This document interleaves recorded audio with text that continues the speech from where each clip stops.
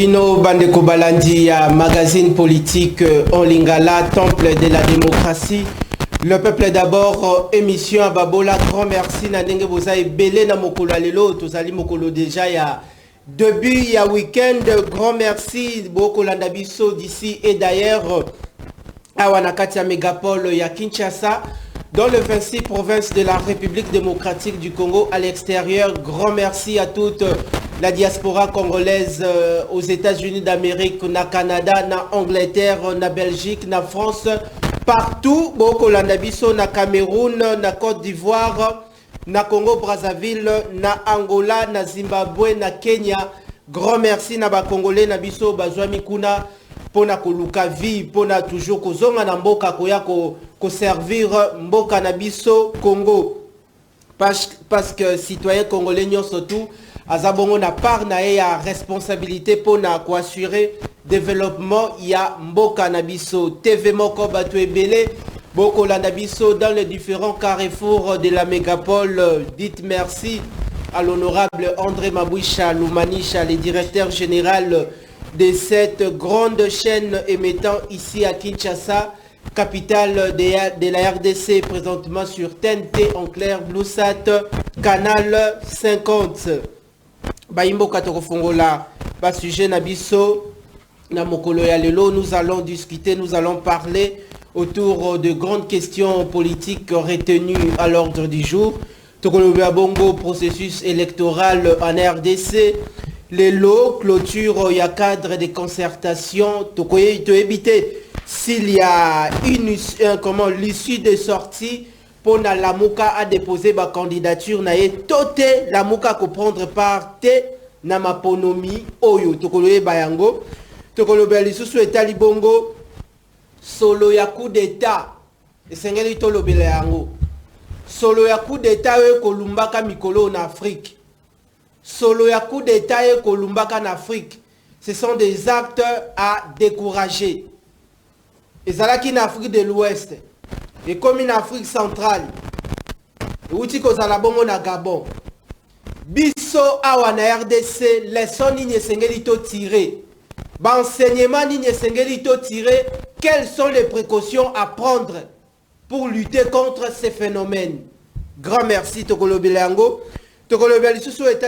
Situation sécuritaire dans la partie orientale du pays Nangonga Oyo. Il y a déjà remplacé déjà général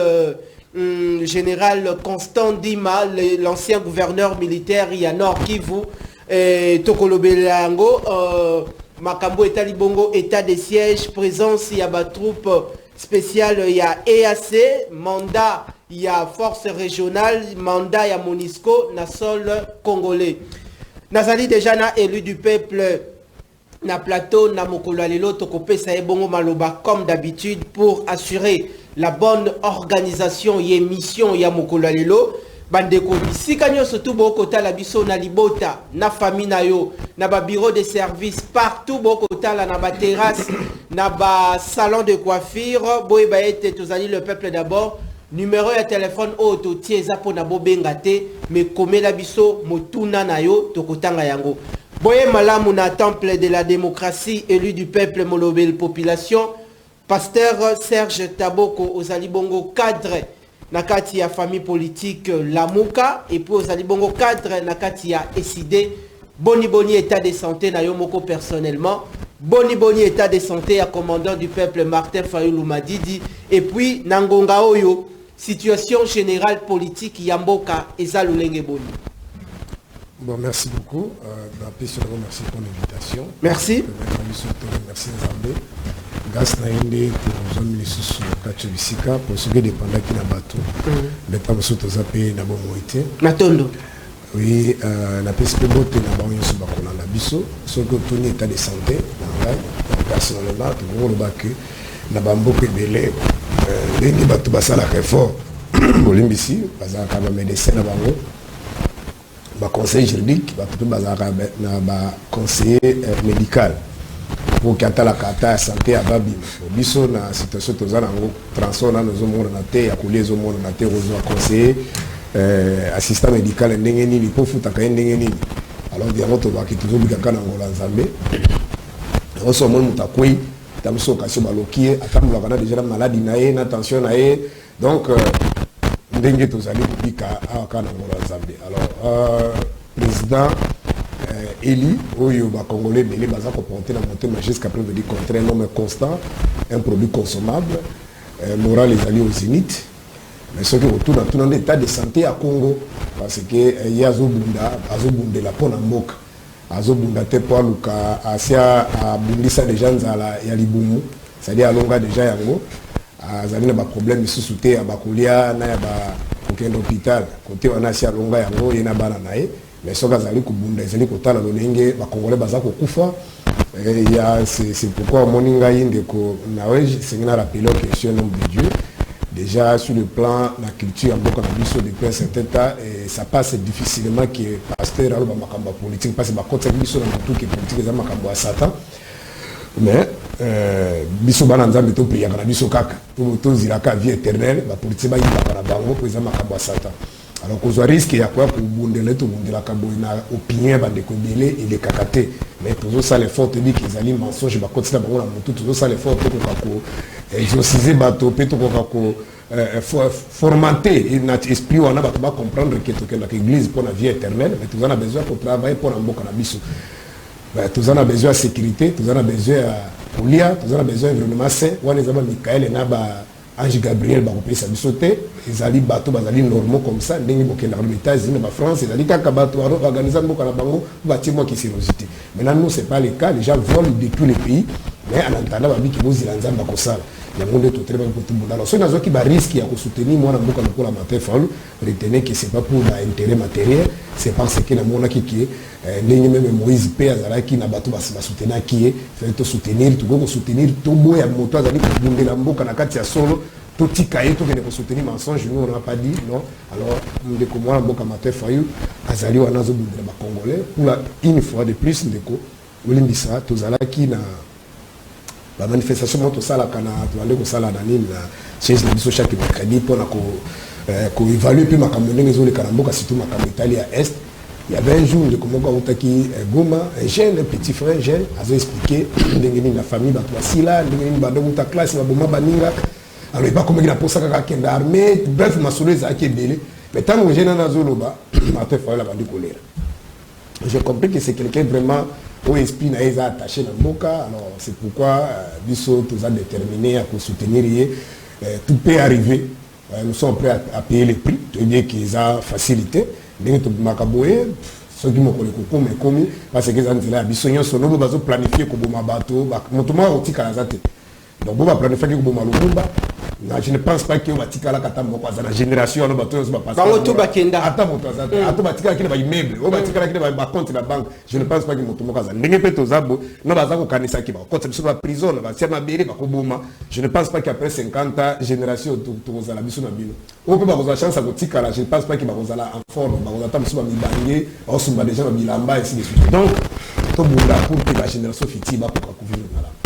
Bakufi bakoti na mabele ba compte bancaire mbongo kili tikali na ba compte mususu na étranger famille ebité mbongo et comme mbongo ya mundele mais salaki mbongo ya Congo kotala bongo kofungola ba compte l'étranger okufi okei etikali na yango tout est vanité. Grand merci Nandenge bozali ebele na tongo alelo ko assister na plénière tozali bongo na pasteur Serge Taboko oyo bo réclama qui est Azonga. Pasteur Serge Taboko. Émission Le Peuple d'abord est suivi par des milliers de populations. Balandaka biso, balandaka ba brillante intervention na yo. Soki na kolekana, na 24, na lingwa lawa, na côté de la science, na donc na kisasa kaka soki na kotambola. Surtout bandeko nanga ya ville côté ya Onatra, côté ya même ling ba chayer wana tout, ba côté le misangai. Ko discuta kana bango na nzela pona na presse bango ba précision ya lamuka. Na ebisa ki bango nga nazali mieux placé te, je m'informe na ba question liée ya comment évolution à lamuka mais participation ya lamuka na maponomi esengeli bongo na bengela bino mutoyo oyo a participer kana ba grande réunion politique ya lamuka. Pasteur Serge Taboko na lingi yo éclairer population. Maponomi eza le 20 décembre. toko yo kaka na CC ndenge pe population ebisaki ngai ke na ngonga oyo la muka bato mususu baza ko soutenir ndeko Martin Fayulu akende kotika candidature bandeko mususu baza contre position ana kende ko Martin Fayulu akende kotika candidature te parce que ba ko croire na seni OT na lingi sikoyo yo omema lumière par rapport nango est-ce que bazela bino bozo kende kotika candidature tote boko kende na bino te.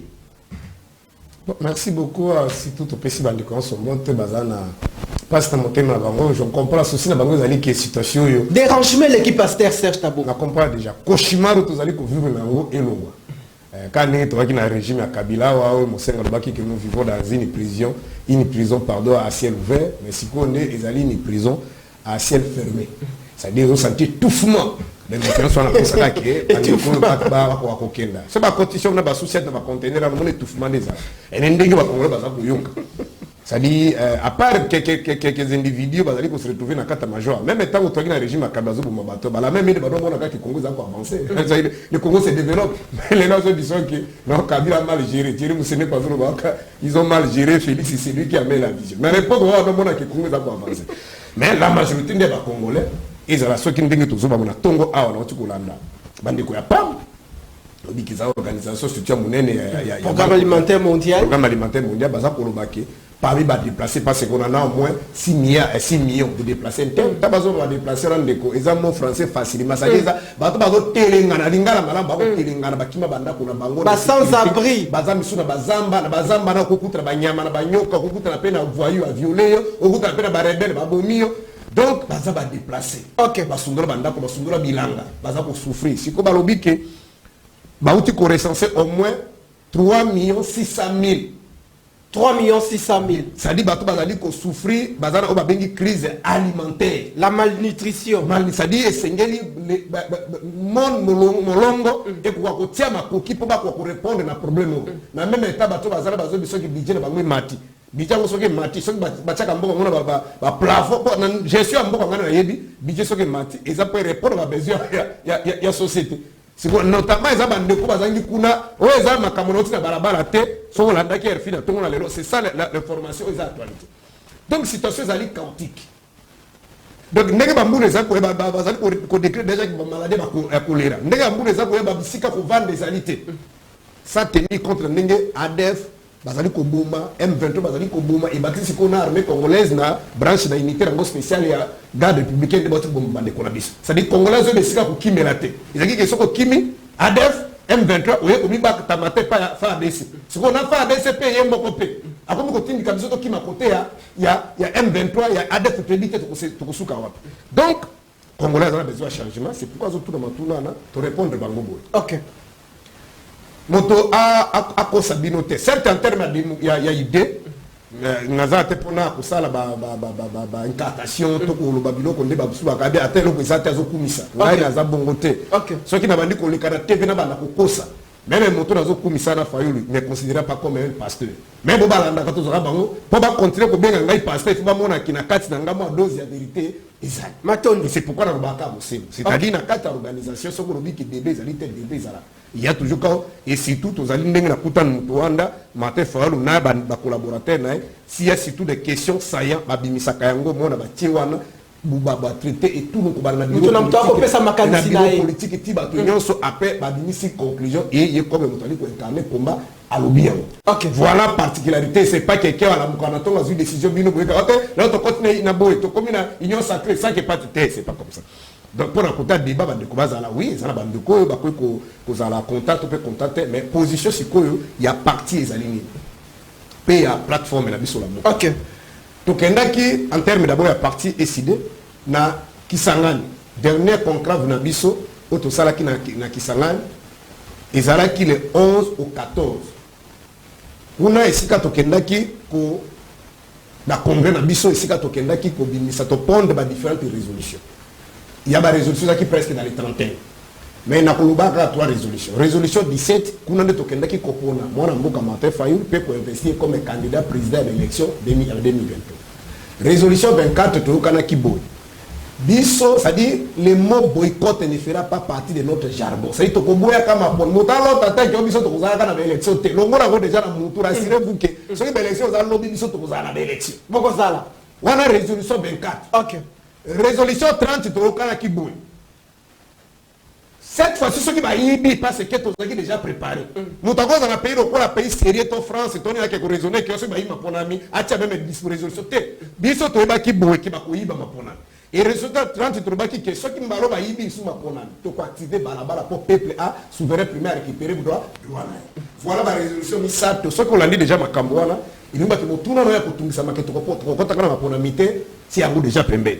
Mais motuna moso peut-être que on a dit qu'il va réseau tout ça peut bango mais ba députés nationaux provinciaux ba conseil municipal pour déposer qui était bon ça les cani beaucoup ça la boli bon ndenge to so ba sikoyo ba fungoli brèche mosusu ya kozo ba duplicata OK malgré ba to so ba ke ko na ba duplicata et bele bazo zoate bazo pesa bango fiche ba remplir susu ba donner nyonso asika on a ba mikolo les gars qui sont dans la maison on zoa duplicata on kendo pesa ka ko ba beti kombo ba donner ce seni ba imprimer ta bazo pesa fiche lingo ba ki ozo ba enrôlement asika ça dit ba trop ba na fiche te yango to la kisi na monde qui n'ont pas un fiche et des gens qui les ali carte to ma be promesse ça provisoire car mingi te mo mo même de ko fixe la carte na télévision que on n'est pas au banda recensement vous les alités si quoi na calendrier na bango c'est quand ba ki bon à partir de date te ba ko pesa ba duplicate ba créer yango parce que c'est l'évidence se sont rendu compte que ba carte ba toujours aussi là il a fallu ba publier liste de députés quoi provinciaux ba reporter. C'est pour dire que c'est ça l'évidence. Bah, on a raison sur qui matériel. Bon, biso pour te déposer. Bien, les communes sont pour déposer. Mais prenons la hypothèse comme si on était dans Souka. Moi, je ne sais pas ici faire de la langue au bois. Bonjour, quelle est l'hypothèse que Babo biso pour déposer. Le président Fayoulou déposera. Et c'est bande comme ça landa biso. Bakolanda bayo a déposé ndeko Martin Fayulu a déposé kanga bakamnazo ba conformément à la résolution na biso 4 qui to kubwema pona siko ba misusu nazo ka batalo kuta na baza kwa koloba bonga siko soka za la majorité te akosala ndenge nini wana ba beka ngo toujours ba dimabouche. Pasteur pardon Roni Mandila ba imboka boko yoka ba précision détail esengeli côté obo fungola bongo matoi bande ko ebelo ba côté le bisanga na banzela. Surtout, tout le peuple d'abord, à la ville, côté à gare centrale, côté à Memling, Bachayer, tout y a côté wana. Boyo kaba précision, la pasteur Serge Tabo. Bon, ce qui micro est dérangeant, qui j'ai pas un problème, pour tout dans les sous ça la SMS est aux là, mais sinon on peut avancer. OK. Ce qui et ça lui-même pas hypothèse que Babo il t'a déposé. Nous sommes déjà, nous avons, c'est-à-dire le moral d'acieux.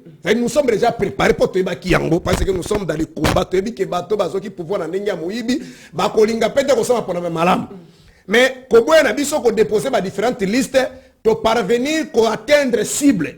Parce que biso to leva ki option to sima minduki te. Munduki na biso peuple.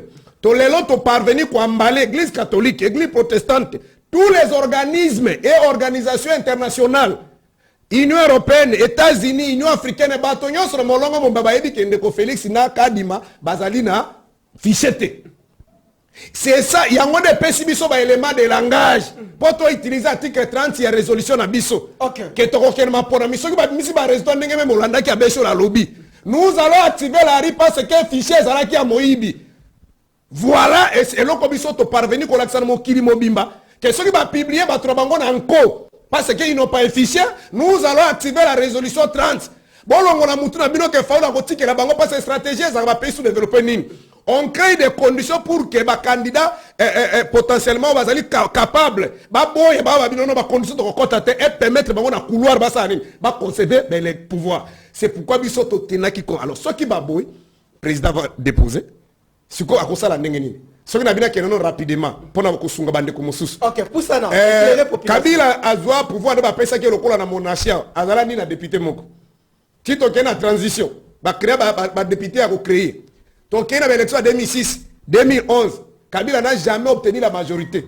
majorité ni koloba nini pour obtenir majorité pour soit mais azaki na ba majorité majorité ni koloba nini tango zo kena na ba élection liste ya parti na yo to ya regroupement na yo et ça nini et obtenir 251 députés nde wana ozu majorité simple nde kona parti ya majorité na conformément à l'article 78 obimisi premier ministre na kati c'est bon former gouvernement auti pas ce qu'on a la majorité pas parlementaire mais Kabila n'a jamais obtenu ça.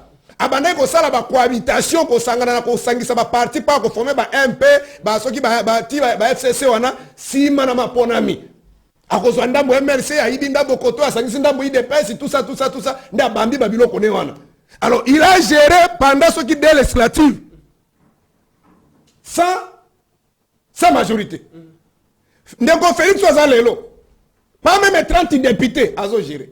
Bon matin faut le congolais tout balingi ce qui lelo a commis président et que azana ba député te tanga article 148 ya conseil lobiboy le président de la République dans une année peut dissoudre le parlement pour que tu organiser ma ponami ya malam ezali ba même schéma auto préparer qui ngona la muka que ceux qui to bengani bato yo mutona ko la transition à déjà pour organiser ba bonnes élections.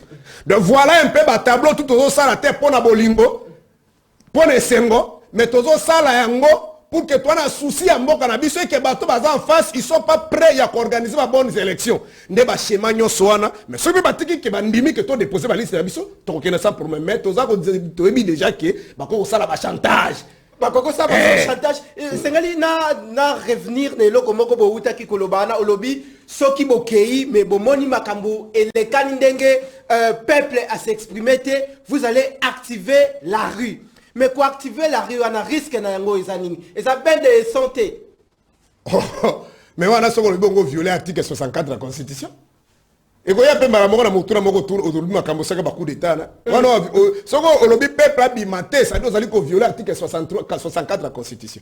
Wana ezali arme ba pesa ki biso depuis na san c'était pas ce que bato babaki ke na Afrique en général en particulier na pays na biso ba muto saka continue na pouvoir ba benga ngo ivresse du pouvoir. Alangwi kwiti ya bokonzi. Akomo okanisa ke ya ko tikala na pare ye mutu muso azana mokirité. Na Congo mutu muso azalité. Alors il faut que peuple article wana pona kosukisa ba onyoso bakolinga ba gérer de la manière non constitutionnelle. On va kolinga ba violer ba gérer en violation de la constitution. Voilà la réponse ya motuna wana. C'est-à-dire article résolution 30 ezaliko c'est conformé à l'article 64 ya constitution na biso. Merci pasteur Serge Taboko motuna mususu pa inayo. Alors yango ezala ki précision détail. Merci, je crois Baimbo Kabobandi déjà Kokoma, Bamisusu Babandi déjà Kobenga, l'émission se passe en direct. Pasteur, la CENI a convoqué cadre de concertation, position Nabino. Est-ce que Mokolo ya ouverture, Boprena qui part, déroulement Nayango, est-ce que Botieli Sonabino, Likolo ya Lisu? Ndeko Zambo Kanabiso, Biso Tokosala Babino comme aventure. Ils sont en train de jouer avec les gens, ils pensent que promesse alinini omonika ndenge uti kolobawa na Gabon Mali Burkina Faso bamboka na nyonso ba Guinée omona arrogance ba soki bato bana pouvoir lolendo bazaka nango nyonso na pas ni pas ils ont l'armée la police parce que le pays là appartient na Gabon porte-parole ya gouvernement na bango surtout ya soki aki koloba na lolendo nyonso tango position zo loba enzombo lelo zo kanate donc ndeko na seni wana Azo sala makambi pense qu'il est en train d'organiser anniversaire à mon anaï. Ndeko Kadibi. Problème ezalité to sal to la kisi na mukimba depuis 2019 ke biso to lingi mboka na biso. To lingi makilate, to lingi kimia parce que pona ko précéder autant musu na mamituna na yo. Omoni makambo zo sema bamboka musu uti ko tanga wana. Peut-être coup d'été salemi et ça mona mboka o ba yebie azupe pe ba lukindi ngini ya ko ramener mboka na bango. Mais pas na biso depuis 96 ndeko ba congolais bandima ki bazero de l'époque bandima ki ko infiltrer dango moko ko infiltrer mboka na biso ba paya ka ba gérer mboka de lelo coup d'été ko salema oko yeboka ba mama ko saka mika kombo mugara rouge la kombo akombo moka ya boye ebimia wa situation et s'empirer les sous biso to lingi to za pouvoir en bonne du fort et ko komela biso passe. C'est pourquoi toi sincèrement ko encourager biloko na te mais biloko na ya ka pe pona nini bon wana to kozonga parce que tiaka kango na nini le elingi kolobake biso cadre de concertation na ye oyo atie wana azo sala ngolo avec arrogance avec orgueil il pense que bako imposer biso ça dit ba mataba kita ba rejoindre biso te biso to ko sala makambo au peuple azali kolinga toyokanaki ke depuis Nassane City conformément à l'article 211 de la Constitution CENI est un organe moko surtout techniquement indépendant et un l'arbitre pour réguler bactéries politiques, c'est-à-dire parti au pouvoir, parti à majorité de la société civile, na ba indépendant, ba lingi ba kene na ma ponami. Yami ba loi électorale fait ça consensuel. L'organique créa fonctionnement ya CENI, il faut être à la consensuelle. Composition à bureau, il faut être à la mix, c'est-à-dire société civile, opposition à majorité. Bandekora ba lingi te ba osama kamutuna ki yanke na nko. Alors, ce qui va bien biloko na bango, biso toza kusala o ezali légal biso tokusala mo ezali ya ndenge ya buzoba bilo mo ndenge azoloba na otaka na kikuna azoloba bike CENI azana gouvernement zo disposer mbongo te bango bazo sala soki processus électoral ezali ya CENI ezali ba sa recours na ba presse qui bancaire bazo defaka bango ba sa ba recours na ba presse bancaire donc ils n'ont pas l'argent ba kotisi makambo kuti imaginer moto akomi dans wana azali catholique de naissance akosiki azaka kimbangista komi kotama makulungulu so moto abongo yebisanga eloko mino kozilipa naye donc biso to ali kobunda. Une dernière question. Nautaki kolanda ndeko Marius Munga, journaliste congolais de la diaspora, actuellement aye ko s'implanter na Kinshasa pour ko servir mboka nae ayambaki le dimanche dernier ndeko Denis Kadima. Atuni ndeko Denis Kadima boy.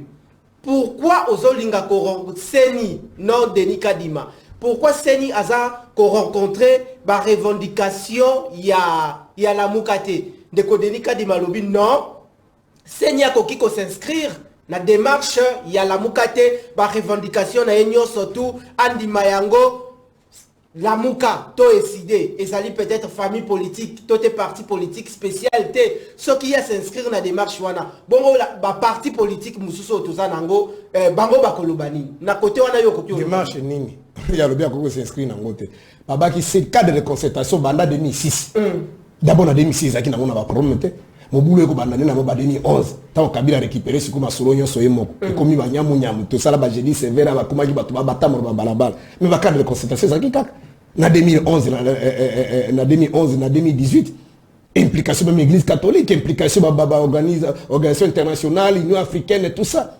Même quand on dit ma machine à voter, on a en 2018, au moment qui organisme internationaux, ils là qui a 5 ans, ainsi de suite, Félix a qui représentait la caméra, pour trouver que machine à voter pour servir comme imprimante. Il y avait un cadre de concertation. Mais bango ça va comme dans l'Endo. Et c'est bizarre de go senga kuna que tobo mabato. To senga kuna et loko d'abord o ezali ya motu et pas na ezabo ezali kamba fichier. Est-ce que auto sengi wana to senga ngona tse sécurité to senga ngona félicité to mundela yango te. Siko loko sika to sengi ni. Audit interne, externe, et ça les matin dans le passé. Et le côté c'est sikari. Très bien, merci Bandeko Tozali. On est allié, mais ma caméra est comme un coup constitutionnel, ma caméra. Ce soit les a été, c'est vrai, ils ont été, mais ils ont le col audit. Où est le bien, et qu'on fungo la terre. Ce qui va nous ça dans n'engue na bango et tali bango. Merci Pasteur Serge Taboko, ba message et Kokota. Kili dans Kopé Samalobe pa yandeko Fabrice Chipamba petit peuple menatang a bon message mbote le peuple d'abord tozolanda bino na lingwala merci pasteur Aza Koloba ba vérité mwana ya mapinga merci na bandeko ya lingwala.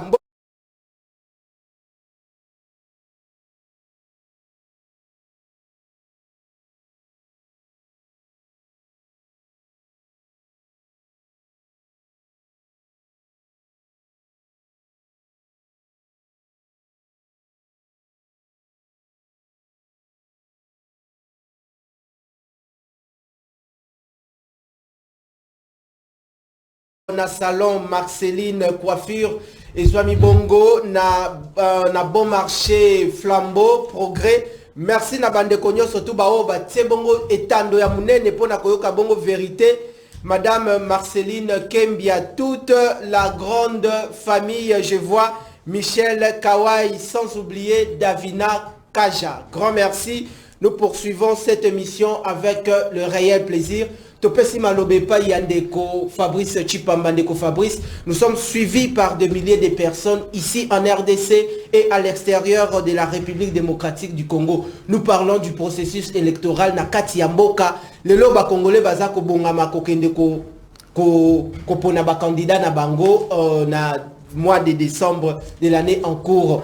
Pensez-vous qu'avec la CENI Kadima, Est-ce que tokozonga na makambo toyokaki na 2006 2011 2018 est-ce que seni oyo ezali crédible population koki ko croire na yango pendant comment na déroulement ya opération ya identification ya ba électeur ndenge salemi lelo soki na lakisio carte d'électeur na ngandenge komi lokola moisi malobe pa inayo. Merci ndeko na wesh na pesi mbote pa pasteur. Merci na yo ndeko na pesi pe ba imaso ba londa biso na ba ndaku pote yomoko ebito ba TV belé c'est tout 100% banda bazolanda pena na boke 100% tana ya mbangu balobi ozana retard tenga na pitena na retard tena oke kobeta masola te comme na retard ngana fundu pa na bango na comme na retard oui bo excusez ndeko na wesh makamuna yo ki pasteur azolobawa oui pena na lobi mboka na biso en tout cas vraiment pour me un peu kotala ba mangombe belé parce que so ki pe mboka na biso ezui penza mwa bo kitisani mingi et uta partir ba mangomba po ba mangomba ba otalisa biso drapeau te bazo ko lendisa biso te lolenge ninyo basila kana ko lengela mboka pe lolenge ninyo ete basila ka na kozala na mboka na ndenge longo bani ya ko pesa information ya malamu na bakonzi ba osala aza na opposition non aza na résistance opposition to ebate uta 2018 tilelo résolution ninyo ba pesa na opposition po te basi na kolobela population pe ba avantage za ba tika siège na parlement kuna ba opposant ba tshela bango communicateur ba opposition po ba lobela ka place o makamboza ba fo yango ba tika yango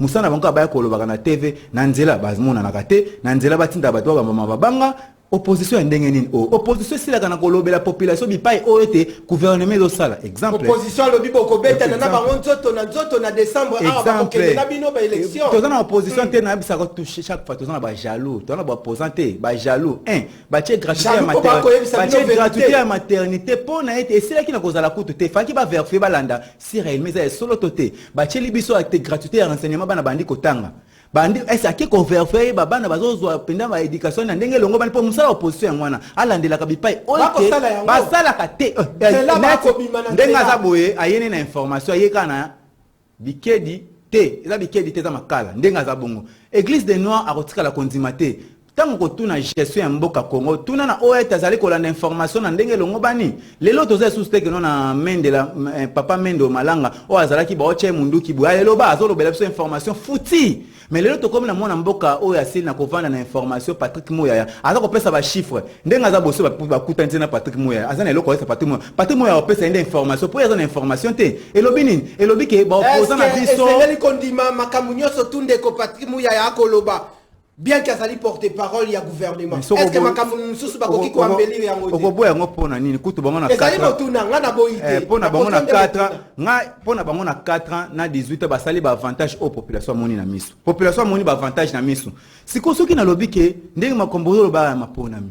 Makama mapona mi wana biso na mboka na biso toza ba congolais. Ba congolais nde ya bongo eloko nyonso to ave salama. To sela kana ko yebango déjà. Siko no yibate. Est-ce que tu as un candidat nini oh na banana na ba candidat nini o aza ko vibrer na Congo azana la muka ko to yebi position na bango tangelanga to sali bon na délice sanga candidat papa ceux qui population ceux qui sali na commandant du peuple Martin Fayulu candidat yangwana matata poni aussi candidat ezako azo vibrer na Congo mobimba na ba province ba kotambola pona ko to bani na sesanga sesanga so batangi bise micro balade est-ce ba nazo bate mbongo wana oboke na ba candidat président wana boya ko pesa ngoto ke to sala ngo bilanga parce que bo opposant ba lingi mboko tendeko eza mbongo ebele denika di malobi bo président seni misolo wana ekei mai ndeko kokata nga maloba te tika na continuer élection misolo wana eke mai siko pona ni boke ko tika ba candidature président au moins ba congolais ba lingi ba congolais te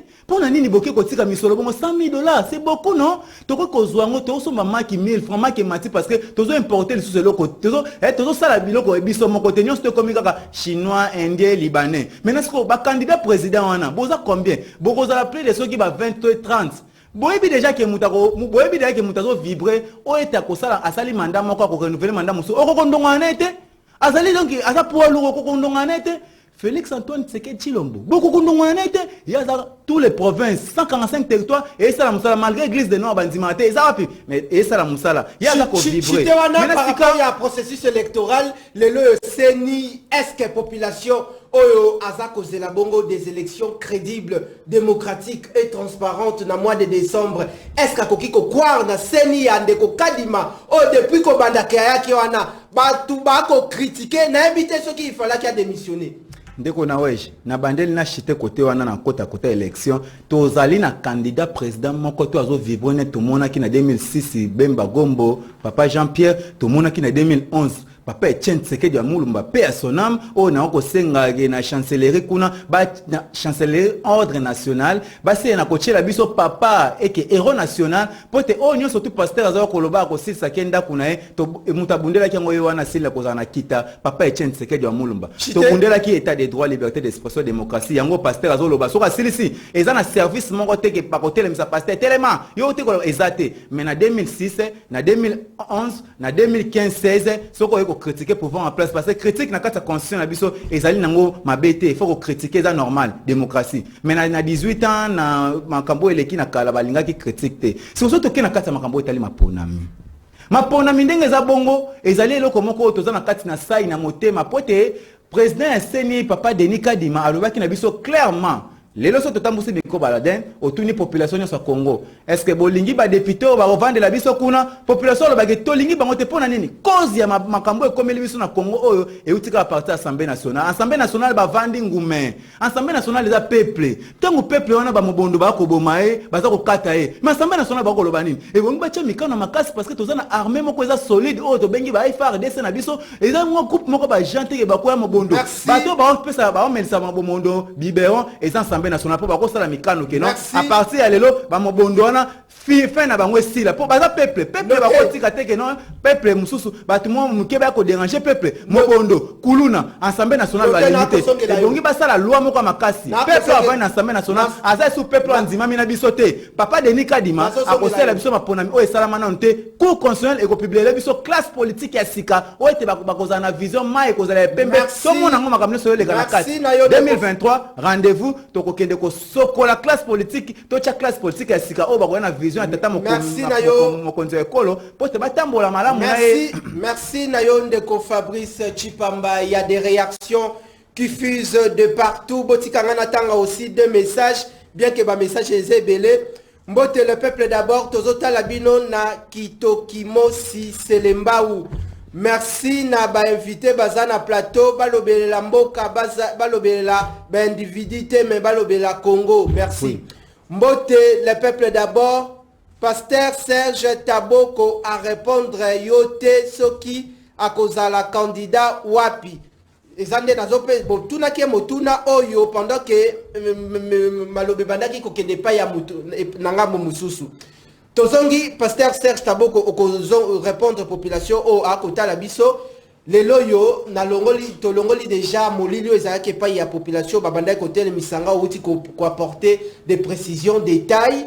Alors on répondre population à tunio demituna a soko ko za la candidat et puis to koti directement na o ezali bongo les coups d'état solo Kolumba na Afrique centrale. Bon d'abord pour nous remercier d'abord bango pour notre souci, on est ensemble tout bunda. To bangate a lever c'est mal à paix. Bon on ka ko banga d'abord Serge Taboko naza candidat na Tchangu. OK. Naza candidat na Tchangu. Donc bonne chance. Merci beaucoup. Biso tozo bondela de peuple. Bande ko bolongola kaka ko bango moni Lumumba akufi je crois ce qui 31 36 ans moi moké il est parti il a laissé mais les locombo na iba koma yango na Allemagne na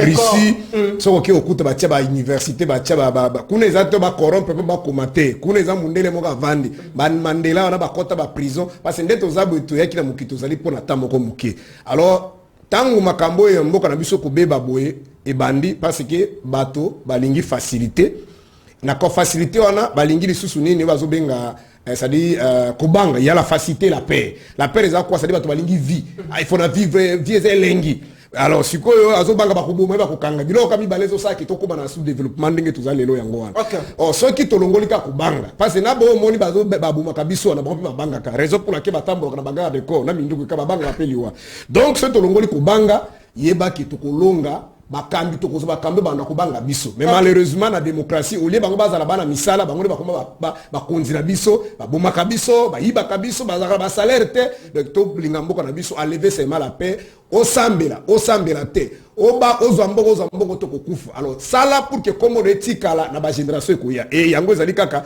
ya kofinga te comme ça liko sala mais ceux qui ba décider ba kanga to fingi bango te bakokanga ceux qui ba boma ya to fingi bango te bakoboma et nous sommes préparés pour ça bien qu'on a député da chango et ceux qui na koki kozonga na mutuna na me permettre nga une minute na bala eba problème ezate pour ça na yoki ezangi mutuna makolo awa mutu azana pouvoir aya ko kolobawa il faut renouveler classe politique ya sika ceux qui makamo mobondo wana ezande assemblée nationale et ça ta bana mike bazana maternelle makamo ba comprendre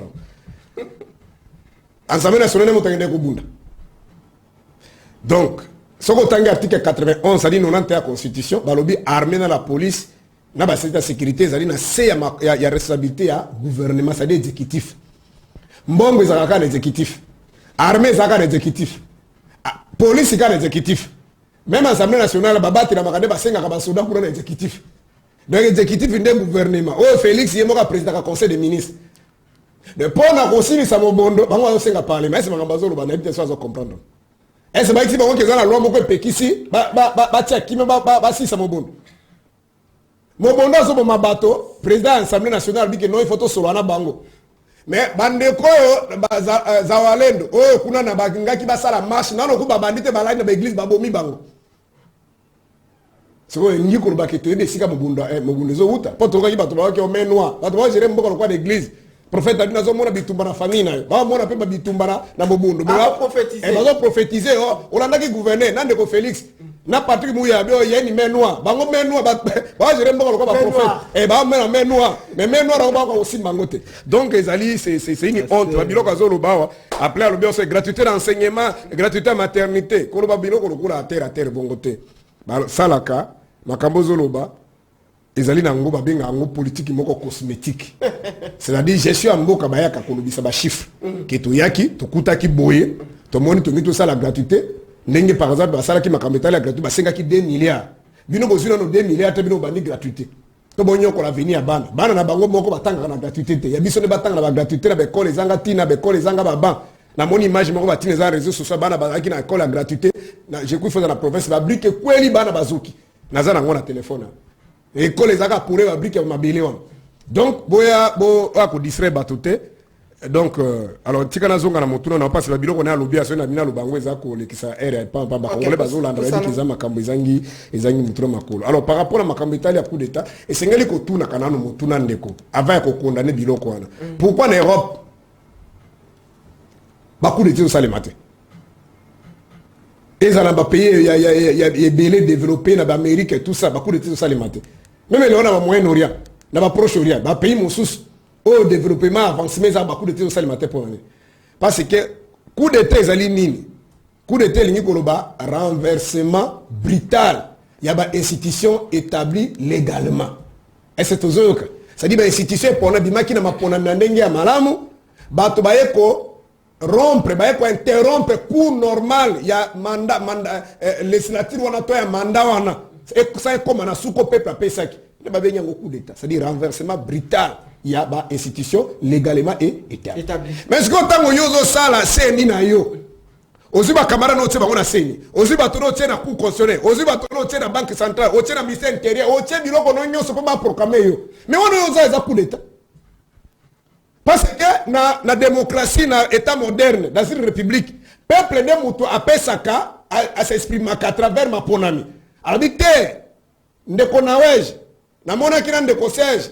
Nande konanga comme Kinis Fabrice boyaki ba projet de société na bino olobi soki ba poni ko sala bo te biso to moni ya ndeko na weje za kitoko ndeko na weje biso to poni yo eza lokola muta sali na démocratie ezali pasi pe mawa ça dit les gens sont incultes ça dit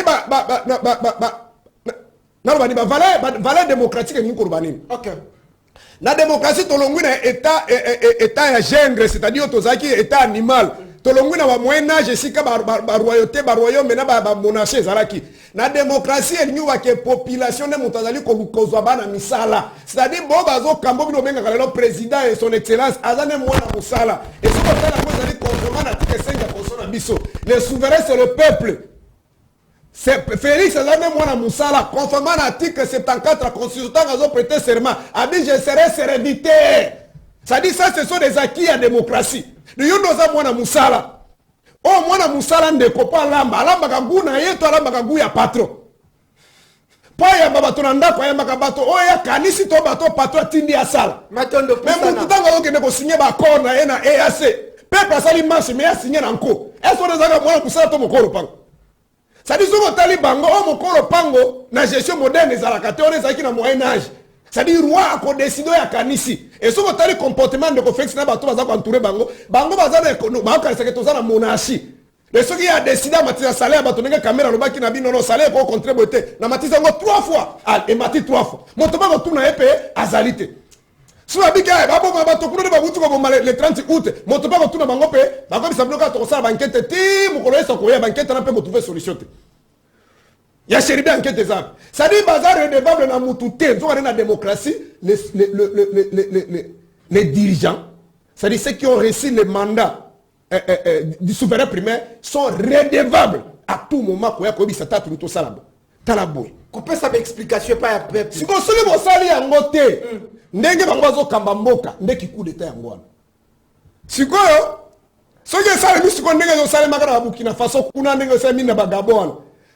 Voilà ton gobe. C'est-à-dire un retour à l'ordre dans les désordres. Un retour à l'ordre dans les désordres. C'est-à-dire bongo il doit pouvoir dans le cadre du désordre. Après qu'on respecte le souverain primaire. À ceux qui 29, montant ceux qui 61, ceux qui 62, il y a 8 et il y a 29 à 8. C'est-à-dire il doit pouvoir dans le désordre. Si on va s'organiser, pour renverser, ça ordre mais dans le cadre désordre. Alors, pour bien que le coup d'état, pour le coup d'état, il va que le pouvoir dans bonne forme. Peuple a poni bango. Botangi bulletin, mon corps, mi balé, mi sato. Papa, si ça arrivait par exemple, que n'est pas toqué ma ponambimo, ma gaine de Félix n'a dit que tout à 12% aux autres. Papa, toqué écoute ma ponamo, yo batubane, wa, mon était tisekedi, bambunda, batubaki na wana parti wana. Échec cuisant. Baké ko sa arrangement kuna nenge kadi malobi. Bongo sikoyo ndenge za boye bisanga sidi Kivu ti tourna na voter. Omona kendaki na Kasai awa. Bakangi kutu batu bazolongola ba banderole. Omoni bande ko ba image za na tele na ba kasi biso to ba kisengi. Na mouvement kuna ki journaliste ya mwasi wana bangolo ba ke pouvoir na biso. Oki ndenga zo la kisa. Ba mama musu bazo tuna bien que babi to ka Kabila ti le zaka na pouvoir. Ndenge batu bazo ba kanisa kuna. Merci. Yebi sanga na Équateur, abisa bango sa université. Oh même na batu apoto makokamo. Bon na kisasa ça dit échec qui n'habite pas 12% quoi. C'est que ceux qui a gagné encore, oh abimi na 67%. C'est que ceux qui va tomber abimi va vite, tout le monde ça ordre des ordres. Bon on connaît pas on. Merci pasteur Serge Taboko, grand merci. Na bande konyo surtout baza kolembate ko komela biso, baza ko landa le peuple d'abord awana capitale ya Kinshasa na ba Comignon surtout na ba base bolingaka le peuple d'abord, génération le peuple d'abord. Grand merci Mbotende ko journaliste Yebisa pasteur Yalamuka Atika ko rêvé ezali bongo maître Patrick Kabongo Atanga article 64 alinéa D ya constitution. Je crois que pendant que co-débatteur naé yoga vocal maître mobile. Ya liga constitution article 64 alinéa D. Après alinéa 1. Maître Patrick Kabongo tobengana après émission na moni otindi message au bengi lisusu tobengana après émission pasteur Serge Taboko abi yakande émission. Je crois que ozali kolanda biso ndeko Fabrice Chipamba topesi obongo maloba lelo yo na ba makamunyo surtout pasteur Serge Taboko azako relever à comme ba faiblesse. Est-ce que igno sacré boko bangate banzoko basali boso na bino que est-ce que lelo boko rassurer deuxième mandat pour Neko Félix Antoine Tshisekedi Tshilombo eza assuré. Ndeko na wesh makambo pasteur alobia bungisi peuple nzela na éviter siko yé moka zolo bakalo kende député premièrement il bossa okende okote ya non nzela nini a postuler place mbi yebisa ba peuple vérité asana changu candidat na changu yebisa non peuple akende ko tika candidature quand parce que papa bango chef na bango pasteur na bango ya église de Noir Martin Fayulu aloba ide clairement tous les niveaux ba ocha ba candidature tesko tunela ngaye awalinga kende élection na nini parce que fichier zaka wana ki bango baboyi ba élection baboyi ma ponomité ndeko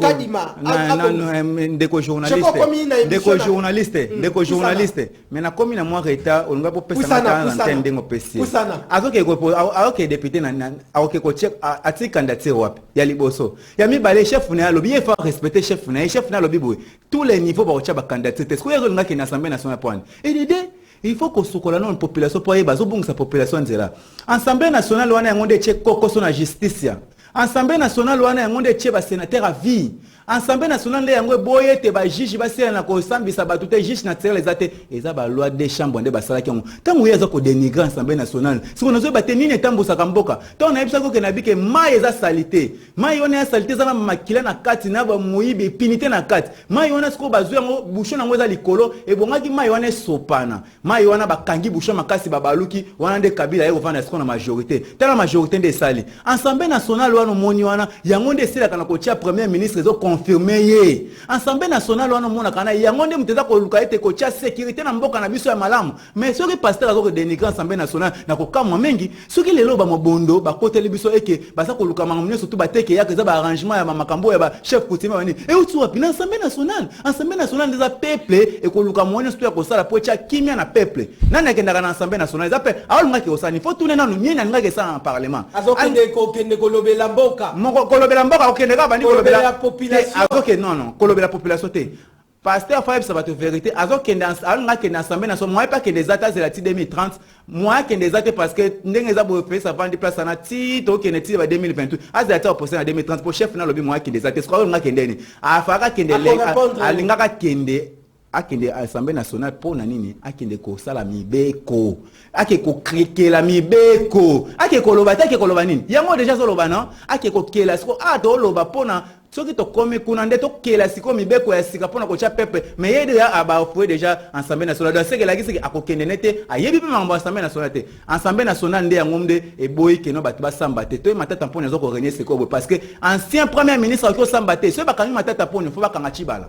Il faut pas kanga Sami Badibang. Il faut pas kanga tous les premiers ministres baleka qui ba fois qui mboka na biso na ndenge moko ya impunité ya malamu te. Maintenant c'est ko soki ke bakangi matata mpona te mo ba kanga chibaleza te. Ba lwana siko bana ba kwesa. Bongo na suka ya mandat ndeko Sama Lukonde. Ndeko Sama Lukonde peut pas auditer, peut pas auditer parce que qui ti wana vandi ya primati wana za locataire.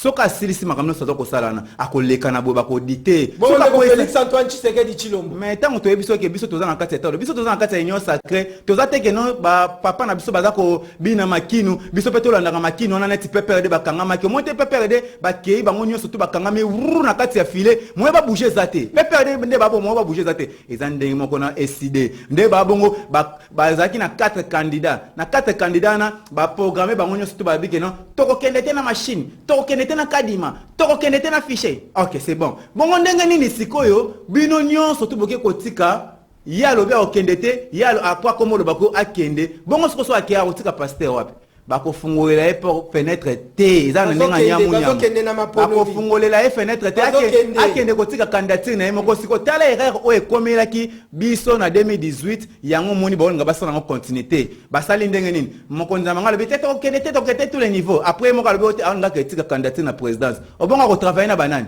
à travers na pour passer à postuler na seni kuna bozela ka candidat na lobi wena seni kuna botika ko sama na désordre na seni kuna bazo se préparer kaka ba candidat président Martin Fayulu a respecté ba parole n'est pas à la sincère 2011 papa Etienne Tshisekedi ba ko kendete o kenda ki bafoué na 2018 on va ko kenda machine à voter te o ko kende pona nini o sala biso bo papa pourquoi ça boye pona nini o ko sa la population à Congo o ko ke okuta na molili moni molili de salio matata mponi molili okuta na nani Moïse Katumbi Chapo mulili okuta na bazio chance non nyoso sayaki na ngwa mwa mukia to landaki président la République na chance azaki papa bon ngobo abime deuxième non azaki un peu na mwa monopole na metande monopole na esili oza lisusu na lilobati papa Martin Fayulu oza sous na crédibilité de la peuple congolais tela net ndom papa ndomba honorable à déplacer parce que mon vision yo la lisaka batu pongi tala ce pasteur yo pasteur la ko le linga que assemblée nationale mais assemblée nationale ngo pasteur a ko kende ndenge nini parce que pasteur a yebi pena poids assemblée nationale te ce qui biso le peuple congolais tozana en misère tozana ngo le lobo ezali parce que to vota ki mabe ba tia ki biso batu oyo te ba ko monisa biso pasi tozangi transport assemblée nationale ko pesa so transport ministre transport na chité ministre transport a uta ki na ensemble kuna tikela biso ba mituka combien ministre transport a uti na assemblée nationale kuna ba auditeur ki tikela kiso avion combien assemblée nationale ndenge za bongo ezali base yango nde tambusa mboka yango moni mokonza mboka laki ba bloquer ngai ba bloquer pamba te assemblée nationale de ça merci Fabrice merci na bande koboko koma maître Patrick je crois tokosola après grand merci Nabino Bokolanda le peuple d'abord partout awana Kinshasa pasteur Malobe Painayo ndeko na wesh singeli pe vous allez journaliste c'est pas à moi de dénigrer le co-débatteur mais c'est ngeli ko